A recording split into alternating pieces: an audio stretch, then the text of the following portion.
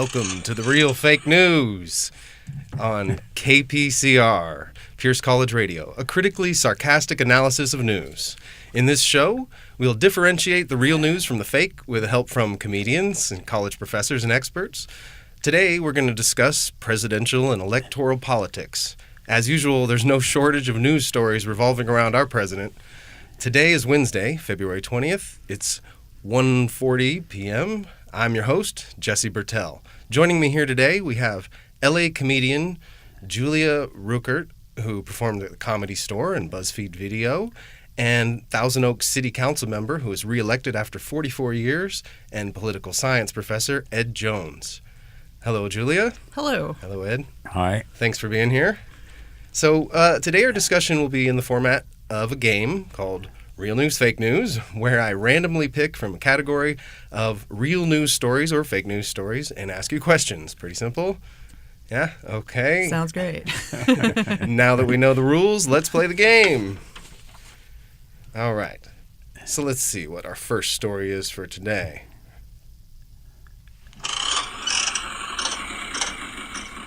Oh, real news. Just in time for President's Day, Trump declared a national emergency to get his wall built. Is this unprecedented? Has a president ever declared a national emergency for something like this? Any thoughts on this one? I'm not an expert on national emergencies. We don't really have them at the local level here, but I think it's really unusual, especially when he came on at a press conference and said that he doesn't need to do it right now. You would think, like if your house is on fire, you wouldn't say, we don't need to put the water on right now. So I think it's not too much of an emergency, really. Yeah, I think he doesn't know what the word emergency is. It's usually it's a national disaster, right? Like usually there's a hurricane or something before. It's something that Congress does not pay for. See, the Constitution is very clear in Article 1, Section 9, that all money has to be appropriated by Congress. And the national emergency was designed in the 1970s to give the president leeway in case there was a national emergency, like we'd been attacked from somewhere, and Congress didn't have time to assemble to appropriate the money, so he could just declare an emergency and appropriate the money himself. This seems to be a little different situation. So are there going to be implications of this action? You think it's going to backfire? Well, there don't seem to be any implications with the people in his party that seem to be depending on being in his good graces to get reelected. They seem to be, listening to a different force or a different voice than I think is a constitutional voice. I frankly don't agree with it. I think we're just going to find out how ridiculous this can get, It's getting pretty ridiculous already. Yeah. How far can he actually go, right? It's like every day we're constantly going, can it go further? Can he do anything weirder? And I've gotten to the point where if it's news about Trump, I kind of just don't listen to it. I'm like, okay, it's going to be bad, and I'll find out later by somebody telling me about it. Well, let me just say that a number of parties have challenged this in court, and it's going to have to go through court tests, just like when he first came into office, he was going to ban all Muslims, even American citizens that were Muslims, from coming into the United States. And that went through the court for many months, and before he was finally able to invoke a very limited version of his first ban. And I believe this will be in the courts quite a while before anything really happens. All right. Well, let's go ahead to our next news story. Let's check it out. That was the wrong one.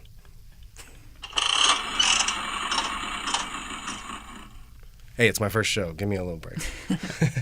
In fake news, according to Fox News, the best fake news I can think of, Kamala Harris says she listened to Snoop Dogg and Tupac in college, yet their albums came out after she graduated. What she meant to say was she was smoking weed while she was the deputy district attorney in Alameda County after college. Is this news? Is this even true, or is it, Where did this come from, Fox? Fox. And they reached the conclusion that when she was doing these things, she was high on some. Well, drug? she said according to them, what she said was she was smoking weed and listening to Snoop Dogg while she was in college. But she went to college in the 80s, and Snoop Dogg didn't come out till the 90s. What do you think, Julia? I mean, maybe she was listening to Snoop Dogg, like singing in, a preschool choir. There you go. And then that could be true. She brought some marijuana to the preschool. There you go. So do you think Fox is just trying to smear her here? Oh, yes, definitely. What do you think, Ed? You got experience with the news and campaigns. I mean, this is such a strange period we're in right now. I've never seen a situation in, many, many years in which you have a news channel which seems to go counter to what the major media have to say, like the New York Times, the or even Washington facts. Post. and I try to get my news from the public television, the evening news, which I think is balanced, because if they have a controversial subject, you have two people that are speaking, one on one side and one on the other. And that seems pretty fair to me. But Fox seems to be way out. And I would say MSNBC and CNN, take the much more liberal approach. But in my opinion, they back up their news with a more factual basis than Fox does. Did you have any negative experiences with media when you were campaigning, either in the past or in this recent? Yeah, you always do. This is my 25th year in public office. I was on the council 4 years before. I was 12 years on the county supervisors and 8 years on the park board. And things don't always come out. What I hate is when they quote you with the wrong quote. I don't mind so much if they offer their opinion and they say Ed Jones said this or Ed Jones said that. But when they put it in quotation marks of something I supposedly said and it's not correct. That's happened to you, huh? Yes, that really bothers me. Can you think of anything in particular that... I don't think of any particular matters right offhand. Since I've been back in local government, it hasn't been quite as, what I say is controversial as it was at one time when I was in county government and had It was far milder of an atmosphere, especially in the media, right? Well, it's a very large territory. And, I think Ventura County, because it was, when I went on the Board of Supervisors, it was a rather low-populated agricultural county, and we have been growing, and becoming more sophisticated, perhaps. But to answer your original question, yeah, I've felt that I was not always treated exactly correctly by the media. Mm-hmm. That's just the nature of the media. That's how it works. Yeah. But I know they have to give both sides, and obviously they're not going to just if you're on a program, they're not going to just toss you softball questions. They're going to try to get to the meat of the thing. So I see that, there's a dichotomy here. Their goal is to, bring out the news and try to be a little bit. But there's a fine line between fair and balanced and giving too much credence to an insane side. Well, yeah, of course, that depends on your definition of insane. I mean, there are people in my church who the minister doesn't dare bring up politics because we got rabid people on one side and rabid people on the other side, and they just stay away from that. I remember one Sunday our pastor preached on something touching on modern politics, and one of the women in the choir bawled him out afterwards. We don't talk about that here in church. Well, I've never seen, I'm kind of meandering here maybe, but I have never seen a situation where you had two sides that were so firmly drawn and they don't talk to each other. I've never really seen this before. Sorry. Yeah, I think that the media isn't really, it's not about bias anymore. It's more about how can we get the most clicks? How can we get the most Twitter followers? How can we get the biggest audience? And that is what's creating the rift. Like we have two sides of people I went to high school with that were, I didn't know they were completely narrow, I don't know them as these like crazy narrow-minded people, but now on Facebook, that's who they are all of a sudden. Something about social media brings it out in us, doesn't it? I mean, I Yeah. found myself putting in a comment that I'm like, wait, when I read that, why am I, it's something about the mechanism itself brings out a weird response in us, I think, because it always leans towards the negative comments, right? The title of your show here, Fake Media, brings up the idea that people purposefully try to mislead the public. I think radio and TV stations are torn with the goal of trying to have a good audience by being provocative and controversial.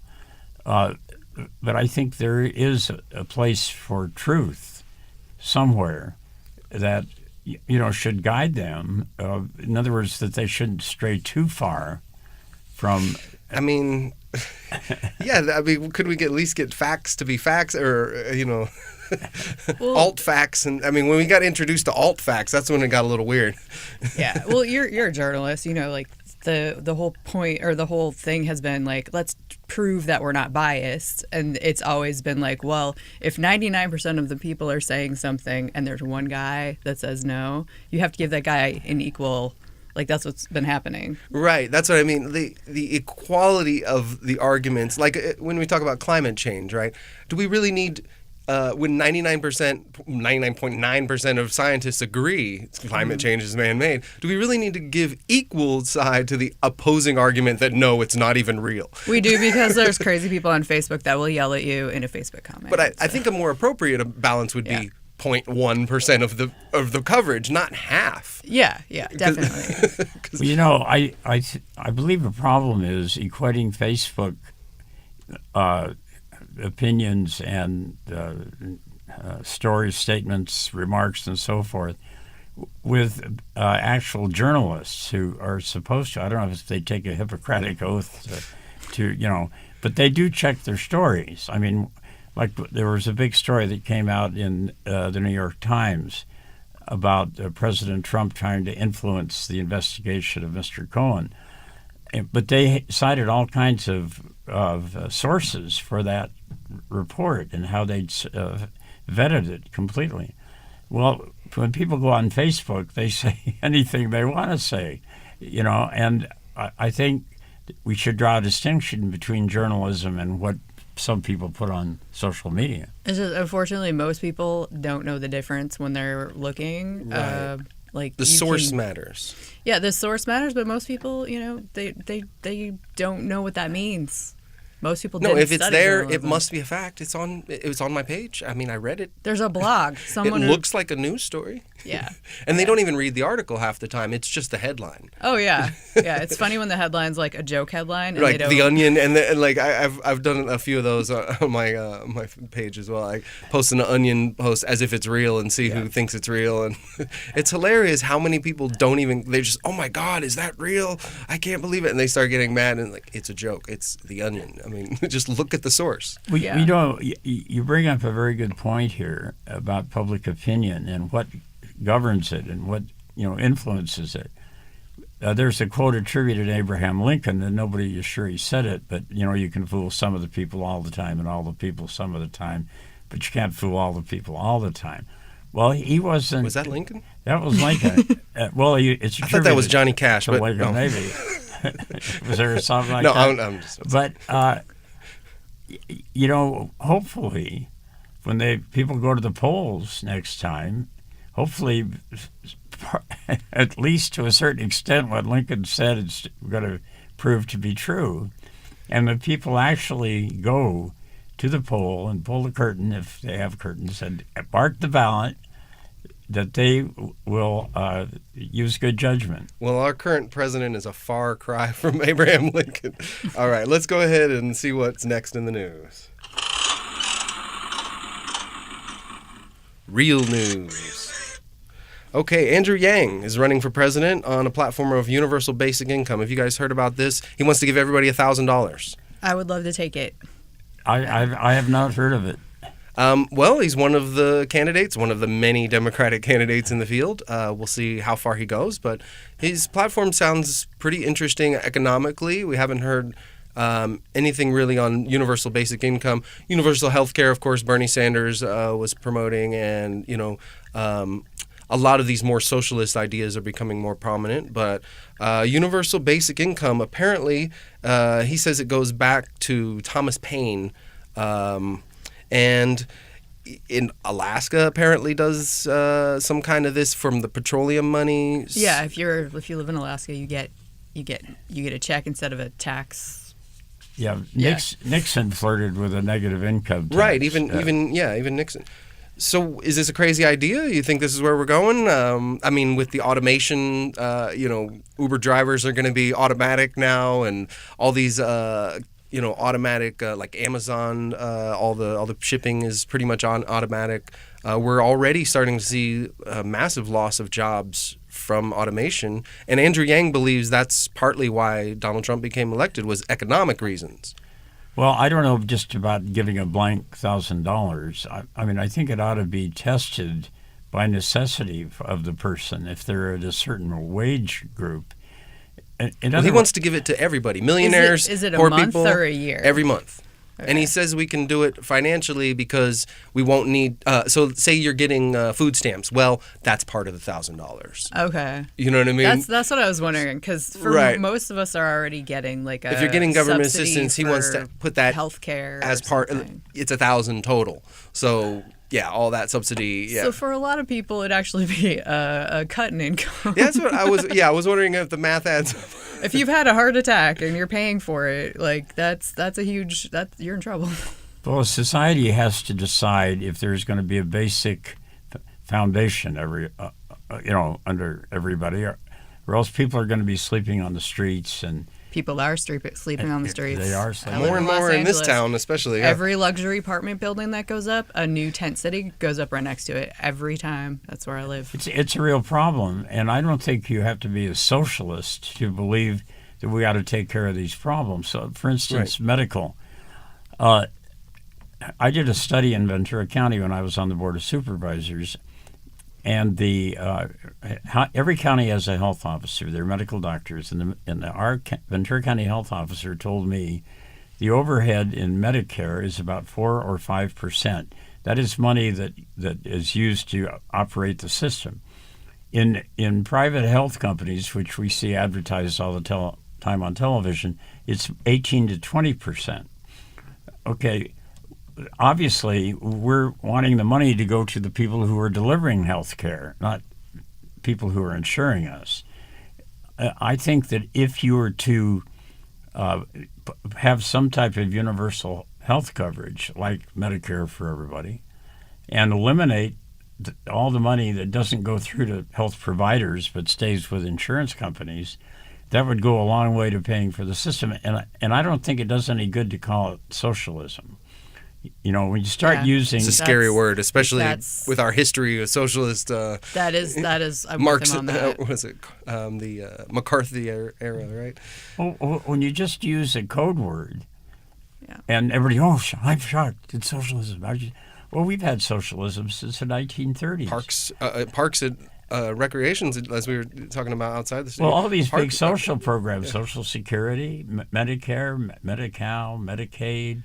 Right. I mean, all these things. All the good stuff. Socialism is. It goes to corporations right now. Like Amazon made $11 billion in profits and paid 0 taxes.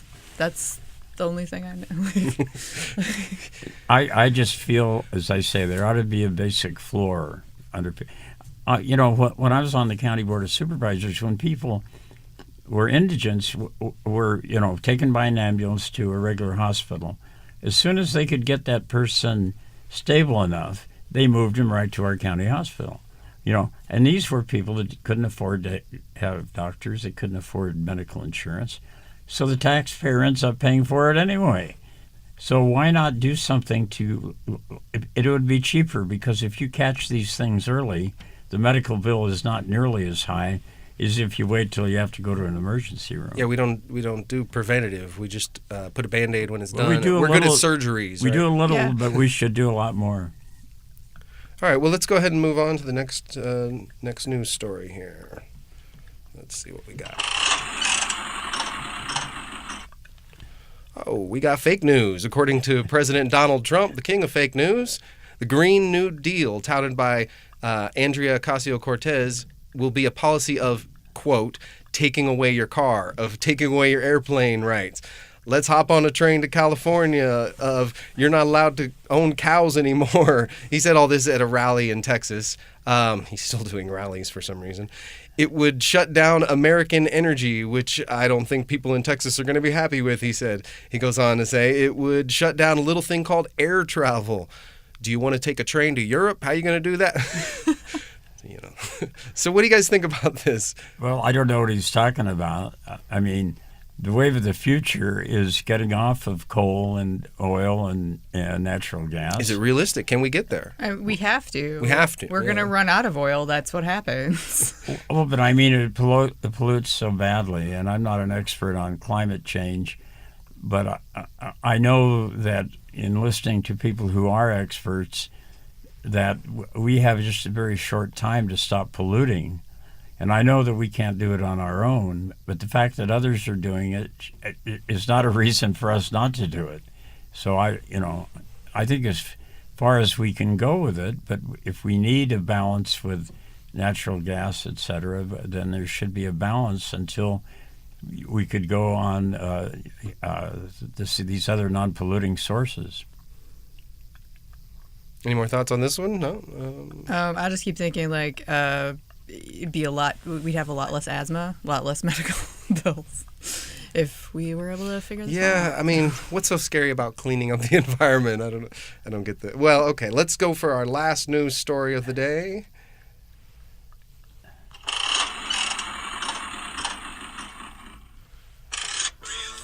Okay, real news. Bernie Sanders recently announced that he's running for president again in 2020. This time, according to NPR, he's no longer an underdog. He's a front runner. Does he have a chance to win? What do you guys think about Bernie Sanders? Well, I think that the now I don't know how popular Mr. Trump is going to be in 2 more years, but it seems to me he's got a lot of negatives. He does have a solid base behind him. But whomever the Democrats nominate, obviously, I would think is going to run against President Trump. Some people use his age. Of course, I was just elected at 88, so it's hard for me to. Oh wow! He's only in his 70s. He's a youngster, isn't he? A year younger than Trump, or just a kid? He's about the same age as Trump, anyway. Probably, I think he's 6 or 7 years older. I think Trump is 72. I'm not sure, and I think Bernie's 77. Okay. So, what do you think about Bernie Sanders? I mean, I really like his policies and I like his experience, but I also know that at some point we just need to get all new people. I mean, it seems like he's already feeling a little bit old hat to you. Well, everyone has an opinion on him, and that's where we're at. We're already at people hate him. I know people who love him, people who hate him, and we just need someone that nobody has an opinion on.